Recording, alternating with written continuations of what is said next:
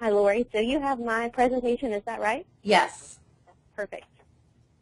Welcome to today's presentation, Aligning Assessment with Common Core State Standards, brought to you by Simple K-12. My name is Lori, and I am here with Jamie Linton, and we are so excited to have all of you here with us today. We have lots of great webinars coming up, so we hope that you will join us. You can register for those upcoming sessions, including those days of learning inside of the teacher learning community. This webinar is brought to you free today thanks to our friends at Apperson Education. Apperson provides friendly and affordable solutions for assessing performance and measuring student success. Please take a minute to visit our sponsor at the end of the webinar today. Now, if you are joining us live, I just sent out a tweet, so feel free to retweet to your followers and invite them to attend today's session that is free and open to the public. Be sure to include this link as well as the hashtag SK12 when you send out your tweet. Also, the back channel is now open. Great place for attendees to take notes and chat with one another. I went ahead and posted that link in the chat area of GoToWebinar. Incidentally, all the notes from today's session will be archived underneath that Shared Resources tab within the teacher learning community. Now, we will have some time for Q&A at the end of the session today. Feel free to submit your questions through that questions box of GoToWebinar. Now, it does tend to auto-collapse, but if you click on that orange arrow, the question box will open, and you can type in your question. Now, a little bit about our presenter. Jamie Linton currently serves as the Director of Teacher Education at Lenoir-Rhyne University. Previously, she's held positions as Instructional Technology Facilitator, Staff Development Coordinator, Instructional Coach, and Classroom Teacher. Jamie is a doctoral student in the Teacher Education and Development PhD program at the University of North Carolina at Greensboro, and she's presented at several face-to-face and online conferences, including the Global Education Conference and K-12 Online Conference, and is also one of Simple K-12's very favorite presenters. So it's great to have you here with us today. Thanks, Lori. It's good to be here. I'm going to go ahead and pull up your PowerPoint here really quick. Okay. Okay, great. So we're on your welcome slide. Great. I'm glad to be here, and I hope everyone has enjoyed your webinars today on the Common Core Day of Learning so far. So I'm going to be talking to you all about how to get your assessments aligned with the new expectations of the Common Core State Standards. So the agenda for this session, we're going to start out by comparing formative assessments and summative assessments. We're really going to spend a couple of minutes talking about the difference between those two types of assessments. Then we're going to spend some time talking about what the actual Common Core standards have to say about assessments and what the authors of the Common Core are inferring that teachers need to be doing with assessments in their classrooms. We're also going to be talking about the revised Bloom's taxonomy as a framework to help you think about planning the appropriate type of assessment to match your Common Core objectives. I'm going to share with you some processes that have worked for me and some templates that I've used with other teachers and schools and districts that I've worked with that can help you in this process of designing formative assessments. And then I'm going to give you a quick overview of my favorite web tools for formative assessments. So this is really the biggest difference between formative assessments and summative assessments are these, this first bullet point here. This is the clearest way that I've ever heard formative and summative assessments be described, is that the difference is really summative assessments are assessments of student learning, and formative assessments are assessments for learning. So the difference here is not really in the assessment itself, but in what the assessment is designed for, what the purpose is. So if the purpose is to find out how much students have learned, that would be a summative assessment. But if the purpose is to drive your future instruction to increase learning, that's a summative assessment. So summative assessments are used to give grades. They're typically given at the end of a chunk of instruction. And I've heard summative assessments compared to an autopsy, so that's done when it's really too late, to make any changes or adjustments at the end.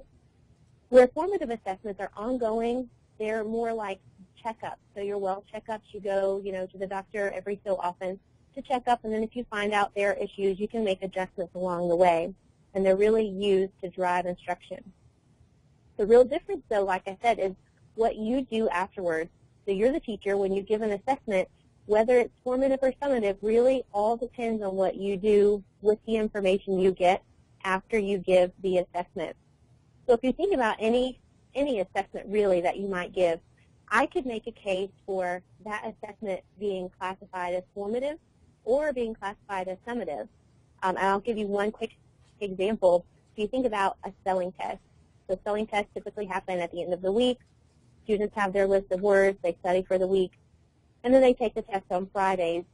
So you may think that that typically is a summative assessment. They study the words, they take the test, they get the grade, and the next week they have a new set of words and move on. If a spelling test is given in that fashion, it's only used to give a grade, and then the next week you don't revisit that at all. That is a summative assessment. But on the other hand, I could use a spelling test as a pre-assessment at the beginning of the week to find out what my students know already, and then adjust my instruction throughout the week based on those pre-assessment results. Also, at the end of the week, when I give my post-assessment, when I collect information there and find out who's mastering those words and who isn't, I can make adjustments to my next week's instruction based on those results. In that case, the pre-test and the post-test are both used formatively. So they're used to let me adjust my instruction to make it a better fit for my students' needs. So you can see how really any assessment you would give could be classified as formative or summative. It all depends on what you do afterwards. Let's talk about what the Common Core says about assessment. This is a chunk of text taken directly from a document that goes along with the Common Core standards for mathematics. And this is talking about how the standards are not only about procedural skills, but also conceptual understanding and about students understanding at higher levels and making sure that students actually are keeping content and maintaining skills from one year to the next. What I'm going to do now is walk you through, just give you a little bit of information about how the Common Core standards are designed, because we'll rely on this in a little bit when we start talking specifically about assessments and how to design assessments. This is an example of the standards from English Language Arts. They're written in a spiraling way. There's this spiraling staircase of complexity in math and English Language Arts in the Common Core. And the spiraling staircase can really help you in your assessment design and in your just everyday lesson planning and instruction. This is one anchor standard from reading literature. So you have, within the English Language Arts, you have reading literature, you have reading informational text, you have writing. So you have these different areas, and each of those areas has several anchor standards that make up that area. There are 10 anchor standards for reading literature. This is just one of them. This spiral map, I think, is the easiest way to really analyze each anchor standard and look at how they change from one grade level to the next. So this is at the top here. You can see the anchor standard 3, and this is what is expected of students when they leave our schools. So when they graduate from high school, we want them to be able to analyze how and why individuals, events, and ideas develop and interact over the course of a text. So that's the ultimate goal by the end of high school. But each of these grade level standards below are spiraling up towards that as the culminating outcome for reading literature, anchor standard 3. That's what we want students to do later on. But each of these grade level standards are key foundational pieces to get students toward that anchor standard. In order to be able to design assessments that are really aligned with these standards, you need to know where your grade level sits in this continuum of skills, in this progression of increasing complexity, so that you can make sure your assessment is not only assessing what is expected of your grade level, but also of the grade levels below you. So if you're a 6th grade teacher, you need to make sure you're asking students if they can master this 6th grade standard, but also are they maintaining their 5th grade and 4th grade and 3rd grade level standards all the way down to kindergarten, so that we don't have gaps for students and that they're going to have a coherent experience from one year to the next. This spiraling curriculum really allows schools to develop a coherent learning experience for students from one grade to the next. So each grade's learning is building on the last year's learning.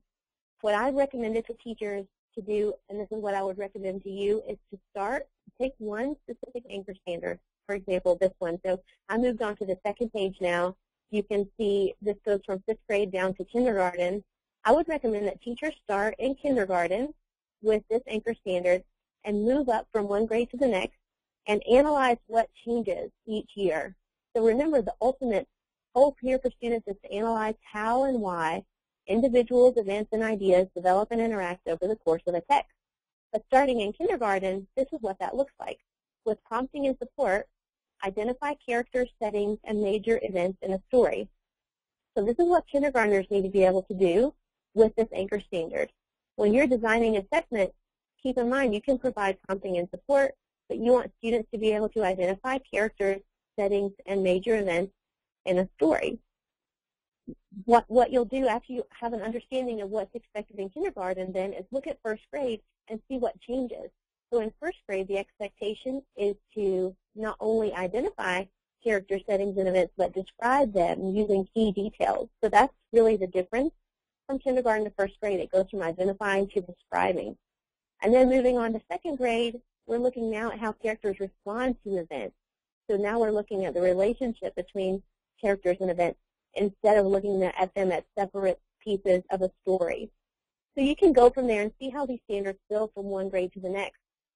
One really great thing about the way these standards spiral is that this can help you differentiate your instruction and differentiate your assessment. So if I'm a second grade teacher and I'm expecting my students to be able to describe how characters respond to events and challenges in a story, I will probably have some students who are working below that standard, so who still really can't identify who the characters are, or maybe they can't describe the characters or describe the events. So what I can do is spiral down to first grade or spiral down to kindergarten. So I'm staying within this one anchor standard, but I can spiral down just a little bit until I get to the right readiness level for my students. And that won't be the case for all my students, but there may be a couple of students in my class who need me to spiral down in my instruction and my assessment. So I'm going to teach them at the lower level until I assess them and they show me that they're ready to move up, and then I can spiral up toward the grade level standard. And on the other hand, you'll also have students who have already mastered that second grade standard and can talk in really complex ways about characters and events in a story. And for those students, you can spiral up to the third grade or spiral up to the fourth grade standard.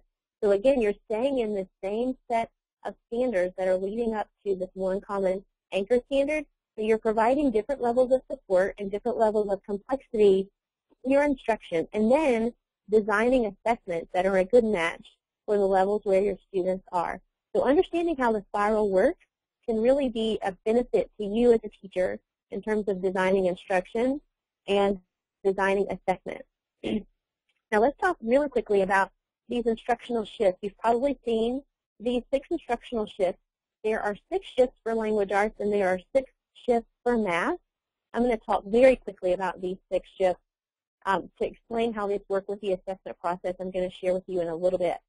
The 6 shifts for language arts are a balance between informational and literary text, being able to read and write in the disciplines and content areas, this staircase of complexity that we've been talking through.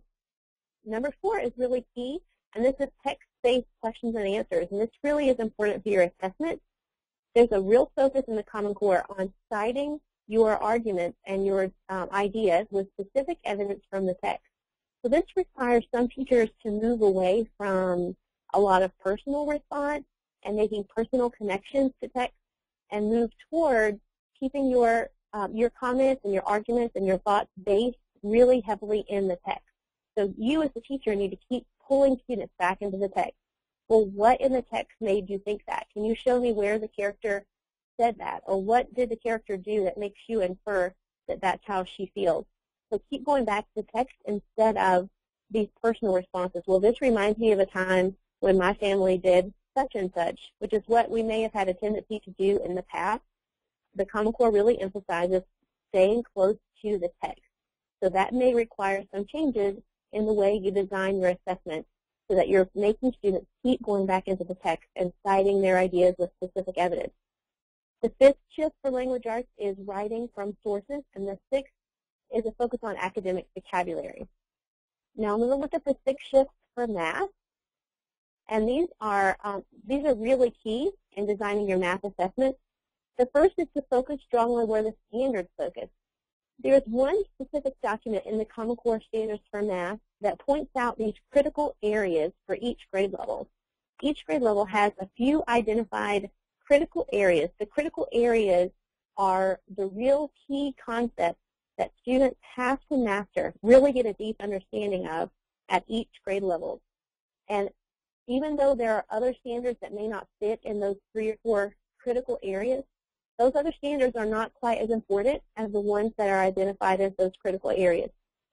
Not every standard in the Common Core standards, in the Common Core State Standards document, needs to be treated with the same amount of time and the same amount of work on the student's part. So focus on those critical areas where the standards focus.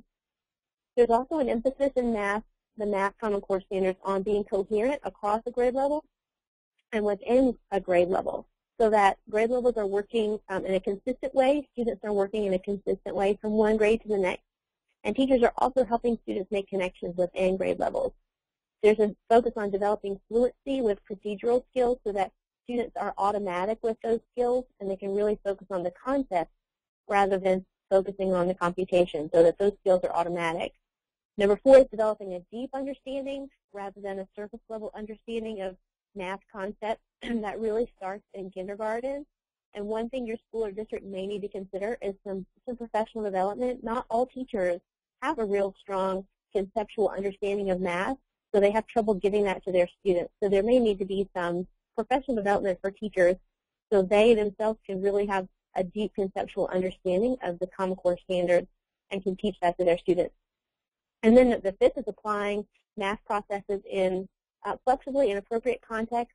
And the 6th is balancing practicing with procedural skills with conceptual understanding. There's a real balance there. So if you think about what these shifts mean in terms of your assessment, recognize that one emphasis in the language arts standards is this increasing levels of text complexity. So the levels of text that students are required to read and understand and engage with is higher than has been done in the past. And the reason for that is that students can't do the work that's required by the Common Core if they're only reading low-level text. We have to get students into higher-level text, more complex text, so they can analyze the way characters respond to events and how characters develop across a story. They need to be in complex text to do that kind of thinking. We need to do some assessments to figure out where students are in terms of their reading level, and then be very deliberate across grade levels to move students up levels of text complexity. So if your school doesn't have a system for identifying where students are as readers and moving them up in terms of text levels, then that might be a starting place for you in terms of assessment. Another really key thing you can do to help make sure your school and your classroom is aligned with the Common Core is to collect some student work samples.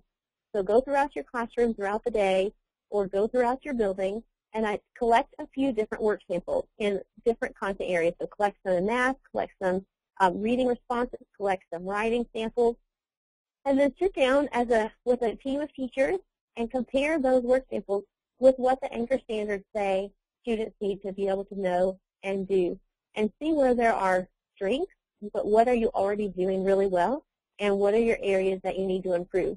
The Common Core documents also include some exemplary, like writing samples and text exemplars. So take a look at those exemplary samples provided by the Common Core, and then compare that with what you see in your own student work to help you identify where you have real strengths and where you have areas to work on. And then plan some ongoing formative assessments to measure progress toward that.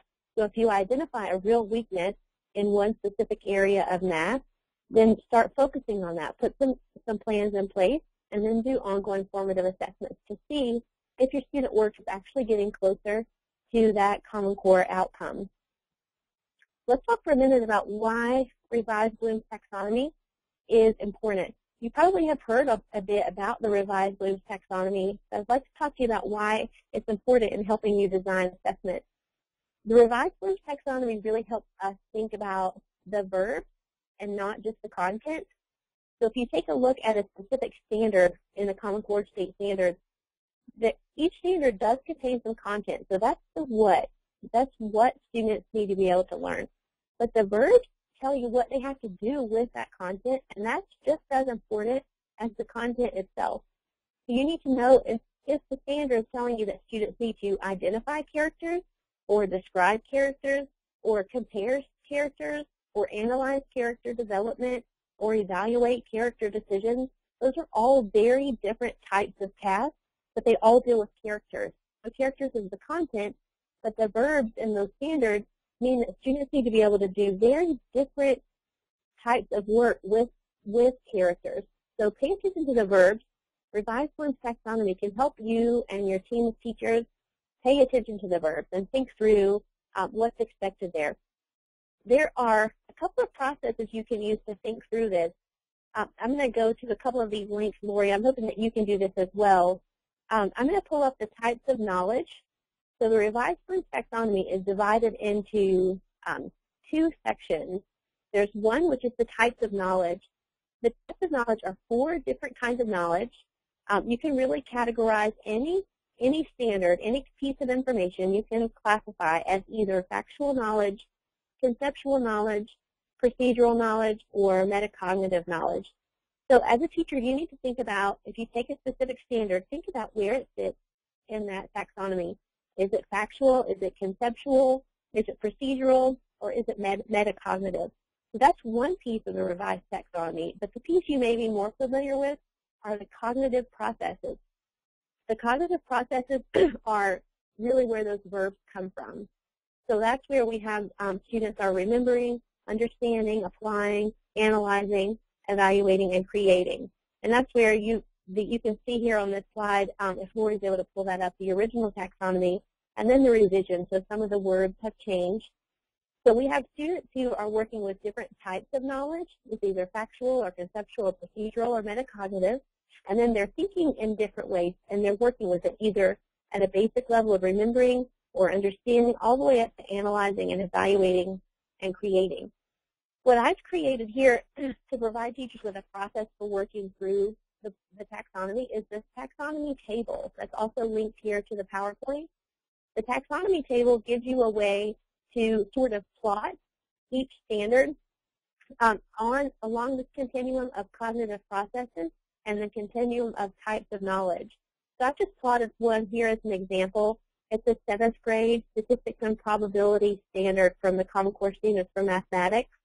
And that standard asks that students create, and it's a conceptual knowledge standard. So you as a group of teachers can take a specific chunk of your Common Core standards and plot them on a chart like this. And this can help you make sure that you're asking the right kinds of questions.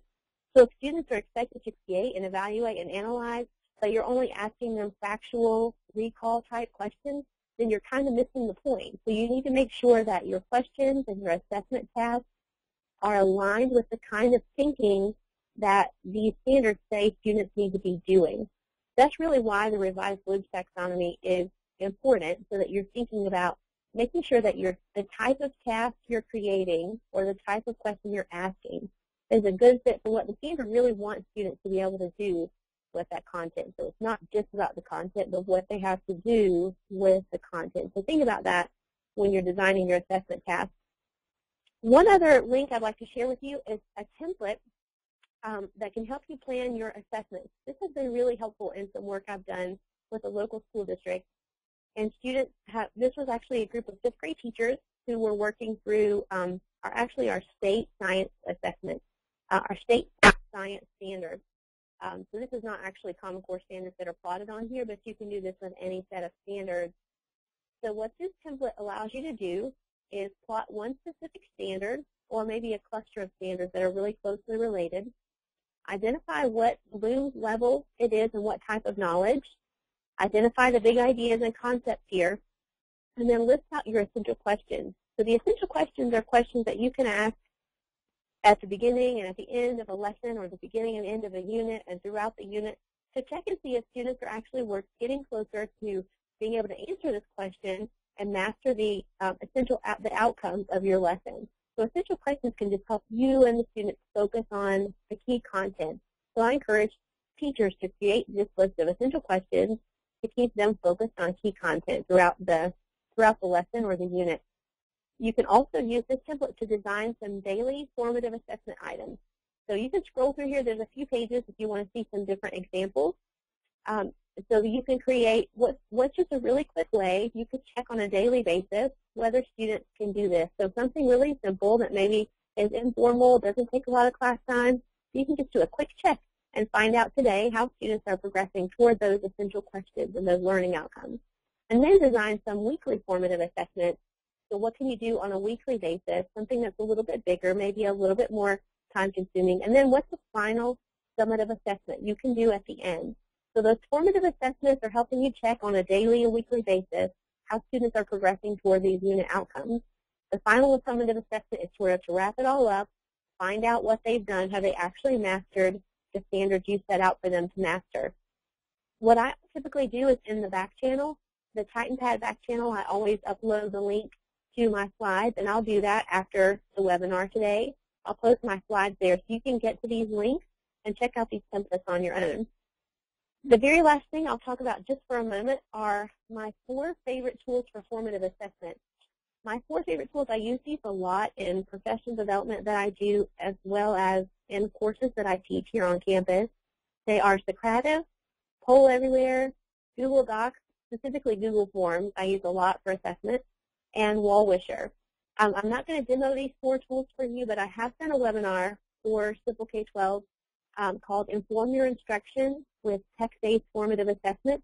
And in that webinar, I do live demos of these 4 tech tools and talk about how you can use them, give you ideas for formative assessment with these 4 tools. So there already is a webinar out there in the learning community that you can access to see me walk you through how you can use these 4 tools for formative assessment. So I won't do that here, but you can look that up later, and hopefully that will be a good resource for you.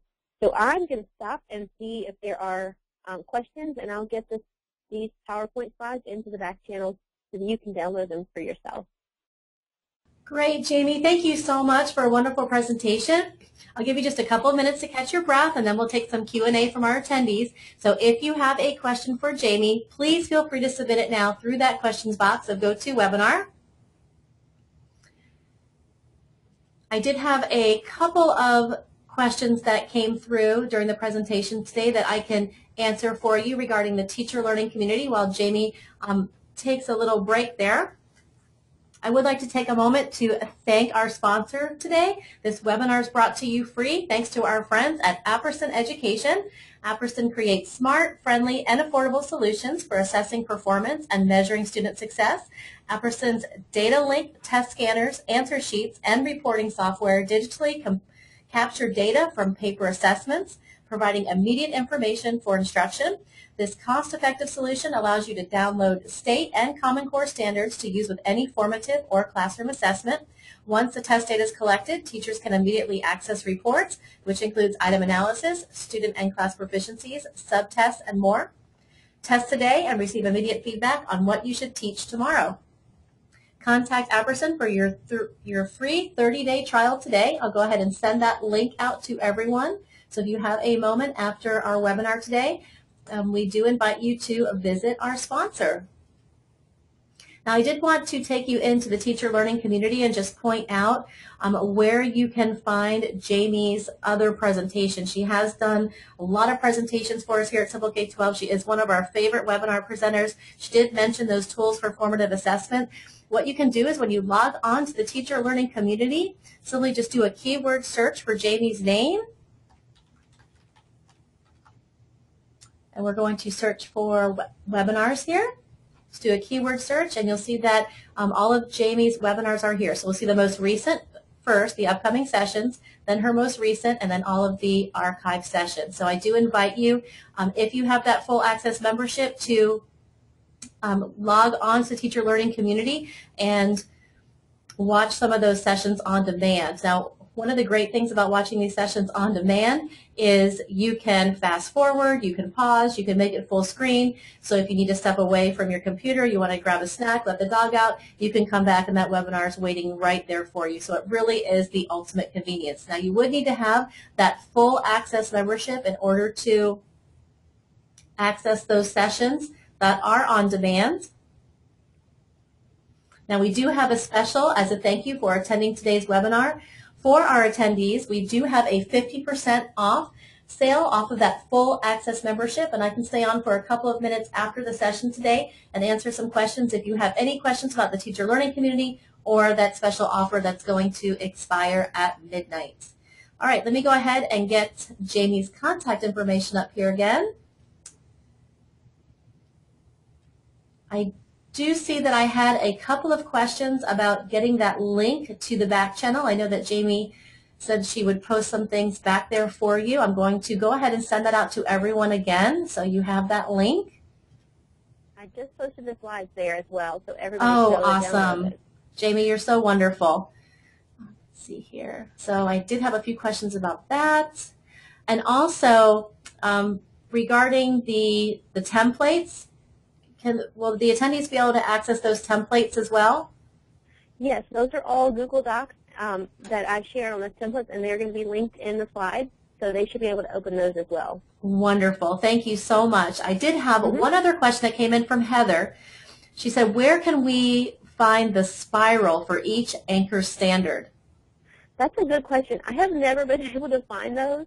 I was lucky enough to be at a workshop where they shared that one, and so I always refer to that example, but I have not seen that in a really nice format anywhere else. But I have worked with some teachers who kind of just created that for a few specific anchor standards that they wanted to work through. They kind of made their own document like that. But unfortunately, the Common Core folks did not write it in that way, but I just think it makes so much sense to look at it that way. It does. It really makes a lot of sense. It's very well organized. Okay, great. Well, it looks like that is just about it for questions, Jamie. I want to thank you again for a wonderful presentation. It's always a pleasure to be here with you for these live sessions, and I look forward to being here with you again in the near future. Thanks, Lori. Thanks for being patient with me at the beginning. No, thank you. I'll talk to you soon, Jamie. Okay.